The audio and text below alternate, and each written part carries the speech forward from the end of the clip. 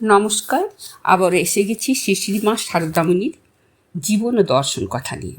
একদিন শ্রীমা বাবু শম্ভুনাথের ঘোড়ার গাড়িতে দুর্গা বাড়ি গেছিলেন।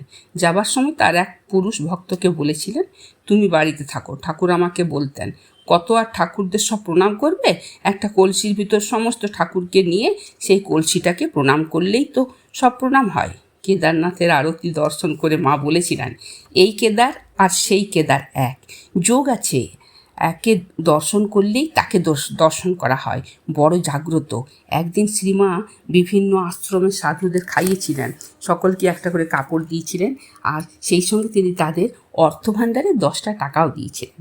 একদিন তিনি গেছিলেন সারনাথে। মহারাজ ও অন্যান্য অনেকেই তার অনুগামী ছিলেন। ফেরার সময় একটি অদ্ভুত ঘটনা ঘটেছিল।